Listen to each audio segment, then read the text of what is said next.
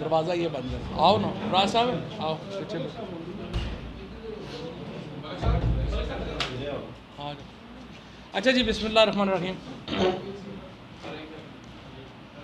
आज जो ये प्रेशर है, ये दरवाज़ा थोड़ा बंद है।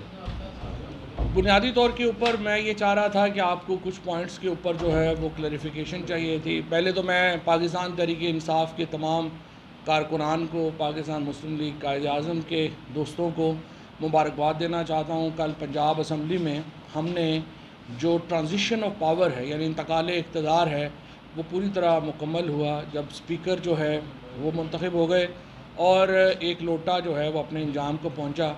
और इंशाअल्लाह ताला ये जो भी बहरान आया है, इसका एक बड़ा जो सबक मिला है वो ये है कि जो लोग इस तरह से अपनी सियासी वफ़ादारियाँ बदलेंगे पैसों के लिए और अपने वोटर को जो है इस तरह धोखा देंगे, उनका कोई सियासी मुस्तक़बिल है जो है वो नहीं रहेगा।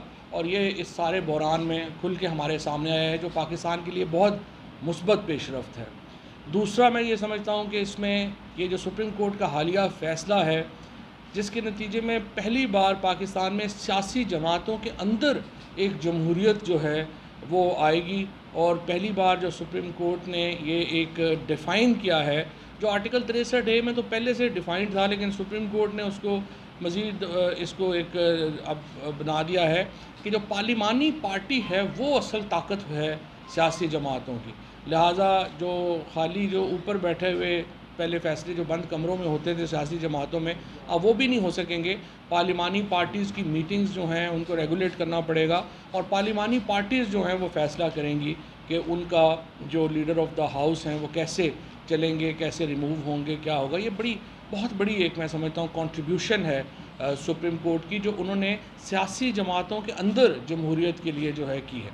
पाकिस्तानी कौम के मुस्तकबिल का फैसला कोई बैरूनी ताकत नहीं, पाकिस्तानी कौम को करना है। वाहिद हल इन बहरानों से निकलने का है जो रिजीम चेंज ऑपरेशन की वजह से तबाहकारी आई है मुल्क में, उसको ख़त्म करने के लिए वाहिद रास्ता आपके पास है, फौरी और शफाफ इंतखाबात। अच्छा, मुझे ये बताएं कि आज शहबाज शरीफ साहब ने ना कौमी असम्बली में कहा कि मेरे दिल में बहुत सारे राज हैं। ऐसे कौन से राज है कि बड़ा नुकसान डॉक्टर रिजवान जिस तरह मरा वो एक बहुत बड़ा राज है। जो इनके करप्शन का टीटी स्कैंडल का मरकज़ी जो तहकीकात करने वाला बंदा था डॉक्टर रिजवान, उसकी मौत कैसे वाक़या हुई ये बहुत बड़ा राज है। मकसूद चपड़ासी जो इसका मरकज़ी किरदार था करप्शन का, वो किस तरह मरा ये बहुत बड़ा राज है। इन्होंने पाकिस्तानी कौम अपने नौकरों के नाम पे 22 अरब रुपया जो चुराए वो बहुत बड़ा राज है। फिर इसके साथ साथ जिस तरह के ये चोरी चुपे चोर दरवाजे चेंज ऑपरेशन में शामिल हुआ ये बहुत बड़ा राज है।